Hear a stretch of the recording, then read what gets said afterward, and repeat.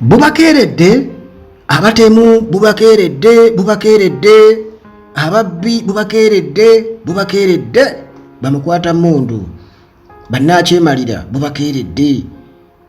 Buli muntu yenna agezaako kuyambako n'akyemalira okubeera nti amulemeza mu ntebe, muganda wange agenda kufuna obuzibu obw'amaanyi. Ate obuzibu buno tagenda munnange kubeera ng'abwereetera yekka, wabula ne bafamily members be nabo bakumwevuma nti bannange lwaki wakola ebintu nga bino. Kati muganda wange US bwetyo esazeewo era neeteeka envumbo sanctions ku ba police bosses, era nga bano be baatulugunya Francis Butebizaake, be baamutulugunya. Waliwo omuntu omwe yabuuzizza, oli yabadde akomentinga ng'agamba nti bubakeeredde balyose.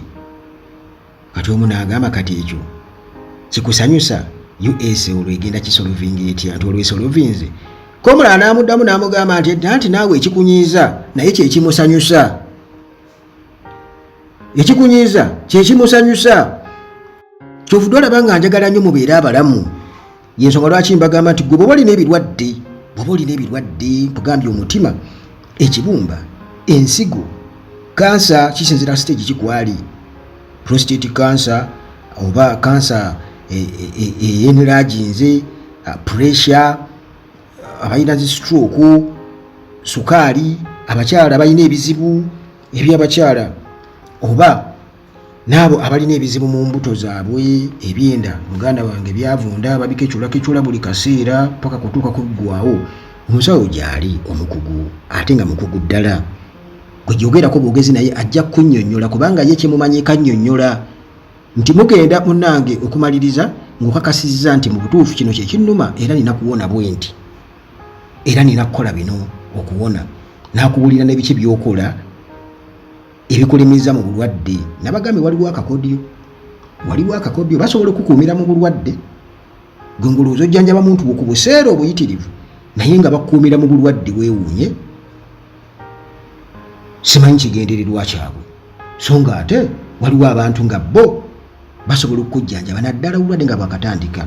Nammwe abalina obulwadde betuyita obulwadde bwaffe, gezaako muganda wange, jangu wano ku Uganda Atalagi, ennamba zaffe ziizaawo, ennamba zange za WhatsApp ziizaawo, emyesembyayo 7315. Kyenkwagaliza kwe kuwona, kubanga obulamu bwe bugagga, tulina okubeerawo era tulina okusanyukira amawulire nga gano ddala mu butuufu nga tuli balamu. Yensonga yokka, anti bagamba nti teri alumirwa ntalina kigendererwa. Nze ekyo kyekigendererwa kyange, kuba guno mukutu nzimanya abantu bampuliriza mu nsonda z'ensi yonna. Kitegeeza nti kiba kya bulyaza amaanya okubeera nti ate nina ekintu kyenda bisobola okuyamba omuntu nekituulira butuulizi bwentyo, sina kyenfunamu. Bw'ofa sifunamu, bw'obeera omulwadde sifunamu, bw'obeera omulamu at least kiba kitegeeza ojja kuwuliriza byenjogera era struggle genda mu maaso. Nammwe ne bw'obanga mu butuufu naawe towagira struggle, jangu owone, kubanga mu maaso ate oyinza okutuuka n'okola ki, obusungu ne bukuggwako n'okomawo mu layini n'olema kubeera ng'oli nti kakati waki musanyuka, bibayambirawa. Ekitusanyusa era naawe kyekikunyiiza, anti ekikunyiiza ate ekitusanyusa. Kati munnange 2020 MP zaake yategeeza bannamawulire nga abanyonyola ku kukwatibwa kwe UPDF officers nga bano bali wansi wa Mityana District Police Commander Alex Mwine wamu ne Regional Police Commander Bob Kagarula. Bano munnange baamukuba era nga bamukubira ddala ensambagere zibatuuni kye bataamukola. Kyenzijukira yannyonnyola engeri gye baamusibira wansi wakabangali n'abeera nga alengejja bw'ati, teebereza okuvuga okujja Mityana paka Kampala ng'olengejja bulengezi bw'oti. Abasajja babi, obulumi bw'oyinza okubira ng'oyitamu. Kati gavumenti eya United States of America bw'etyo etadde envumbo kuba Uganda Police Forces Commanders bana era nga omusango gwe bavunaana gwa kulinnyirira ddembe lya buntu. n'okutulugunya. Envumbo zino oba sanctions zalangiriddwa Department of State ku lunaku olwokusatu era bwe batyo statement ekitundu kisoma nti Department eya State bwetu esazeewo okubeera nga etakinga action oba nga eyimukiramu olunaku olwaleero okusobola munnange okupromotinga accountability oba okukola mu nkola eya buli omu yeetika omusaalaba gwe naddala ku nsonga ya eddembe ly'obuntu mu kulinnyirirwa era nga bino oba okulinnyirira eddembe ly'obuntu buno okwakolebwa mu Uganda era wano bwe batyo nga banokolayo ba members aba Uganda Police Force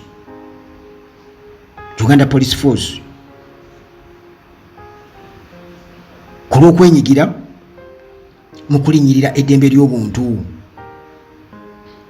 era batya bwe bagamba okulinnyirira eddembe ly'obuntu bano munnange bakozesa ebikolwa eby'obukambwe mu kutulugunya ebitali bya buntu wamu munnange n'okuyisa omuntu mu ngeri emutyoboola oba okumubonereza. Statement ekitundu ku statement bwekito bwekikola ki bwekisoma bwengezaako okubeera nga nkuvuunulira muganda wange okuva mu lunyanyimbe. Kati era babato nga bongerezaako bagamba nti abantu bano beboogerako baba individuals asooka ye Bob Kagarula n'awulira anti babeera ku parade bamuyita Bob Kagarula yesa n'awulira n'agamba wowe era mu kiseera ekyo 2020 ye yali Wamala Regional Police Commander owa Uganda Police Force. Owokubiri Alex Mwine ono mu kiseera ekyo yali District Police Commander owa Mityana District. Omulala ye Eri Wamanya ono mu kiseera ekyo yali nga akola nga Commissioner mu Uganda Police Force ate nga akola nga Deputy Director owa Uganda Police Force Criminal Investigations Division in charge of Special Investigations Unit SIU. Kati olw'omulala anti babeera abana ye Hamdani Twesije mu kiseera ekyo yali akola nga Deputy Inspector of Police era nga ali assigned to SIU Special Investigations Unit. Kakati bano betwogerako abana biki ebigenda okubeera nga bibatuukako era envumbo zino oba sanctions zitegeeza kitegeeza tebakyasobola kulinnya kigere mu United States, tebakyasobola munnange kugamba nti tugende tebatawaana bagende ewalala. Ate jjukira nti ne banywanyi aba United States babeera bagoberera ekintu kyekimu era onagenda okuwulira ate nga neeri aba European Union nabo nga batandise tunagenda okuwulira nga naba UAE nabo singa bakikolanga bwe batyo netubeera nga tulinda bulinzi nti bali bagize nabali nga twasigala wano ku miwogo gyaffe n'emimonde gyetuvumbika nabo kwe balya. Kale obukakafu weebuli nti bano benyigira mu kulinnyirira eddembe ly'obuntu era lipooti egamba nti nno bino si byanjwanjwe nti lipooti ku Kagarula Mwine Twesije wamu ne Wamanya nti benyigira mu gross violation of human rights nti bino munnange era birambikiddwa Uganda Civil Court documents, civil society organizations wamu ne independent journalists. Era babitwala okubeera nga biri serious ddala era nga bituufu biri credible tebiriiko kuwaayiriza. Gavumenti eneetera okuvaayo okubeera nga eyogera ku nsonga eno naye era nga bulijjo tubadde nga tulaba ba senior government officials nga banyigira United States of America nga bagamba nti mmwe lwaki muyingiza ennyindo mu nsonga za internal affairs, lwaki mwagala okuyingirira ebintu byawano ebyaffe byawano, mutuleke tutugire twetulugunye abantu baffe, tutulugunye emmome zaffe. Era nga bo bagamba tebalabawo ddembe lyabo ntulirinyirirwa, kwegamba bajula kugamba nti banoloza bawulira, ne bo bappa emiggo ne bo bakuba otyatti ya gas tebawulira. Kakati mwe mulowooza balinga mmwe babyegaana. Kale tukimanyi bulungi nnyo nti bino byonna oba sanctions zino zavudde komiti yana MP Francis Butebizaako ebyamutuusibwako 2-2. Jukira bwe mankuzayo ke mabega Apple nga 24-2 stations zaffe wano eza TV zatulaga ebifaananyi ebya omubaka ku ludda lwa opposition era nga member parliament Francis Butebizaako nga batulaga nti ali mu kufuna bujjanjabi wali ku Iran Uganda hospital Naggulu. Police wamu ne UPDF bano baali bakutezaako byatandika bitya nti kati nkunnyonnyola. Bamukwatira wali mu maka ge Mityana zaali ennaku z'omwezi 19 mwezi gwa 4 nga bamuvunaana okubeera nti nno yali amenya ebiragiro bya COVID-19 ebyokubeera nti abantu bakuŋŋaana. Jukira nti yali abagabira mmere ebifaananyi byayita. Jukira yali mu kajjaze oba kaali kajjaze kakyuba ka Uganda Cranes akamyufu ng'atadde obuveera bwali bwa green ng'ataddemu emmere ndowooza obuwunga n'ebirala nga abisimbiza layini bw'ati. Mujjukira bulungi ekifaananyi ekyo nga agabira abantu emmere. Kati mu 2020 MP Zaake yategeeza bannamawulire nti mu kukwatibwa kwe yafuna akaseera akazibu katalabangako bulamu bwe kubanga ba UPDF officers nga bano baduumirwa Mityana District Police Commander Alex Mwine wamu ne Regional Police Commander Bob Kagarula bamukuba zibbatuuni ensambagere n'ebigoggo ebirala baali bakutte muganda wange emigga egyafikawo ne gikola ki ne gikuba ettaka bamusamba ku mutwe era bano basiba amagulu ge wamu n'emikono ne bamususpendinga kugamba nga bamulize emikono n'amagulu olwo n'alengejja wansi w'entebe eno oba bench ebeera ku ka pick-up ak'abapoliisi ako kati ng'alengejja bw'ati ku ka pick-up truck ako akapoliisi kakabangali bwe batyo ne bamuvuga paka ku headquarters eza Chieftaincy of Military Intelligence CMI wali embuya bamujja Mityana bamutwala alengejja bw'ati agasajja ago. Kati ministry eya internal affairs bwetyo yo yamaliriza gamba nti Zaake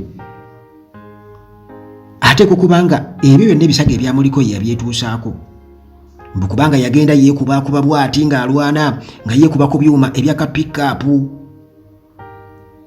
akapoliisi kakabangali mbwe yabyetuusaako. Bannange Zaake oluvannyuma yawaabira mu kiseera ekyo eyali CMI Commander Abe Kandiho okosa Mityana Police Commander Alex Mwine ne SIU Commander Eli Wamanya n'abalala 3 okubeera nti nno bamutulugunya mu kulinnyira eddembe ly'obuntu eriri erimuweebwa constitution eya Uganda.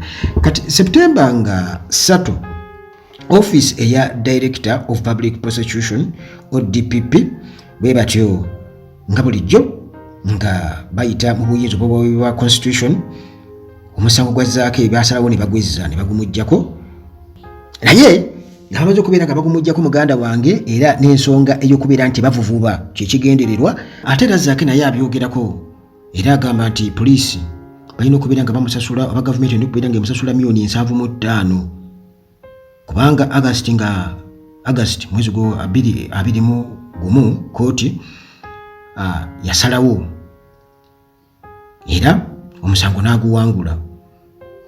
Yaguwangula bwe batyo nga balina okubeera nga bamusasula $7.5 kati era zaake ku mukutu gwe gwa X nga yeebaza United States n'ensonga yagikonyeeko nti n'essente zo ne balina okubeera nga bazimuwa.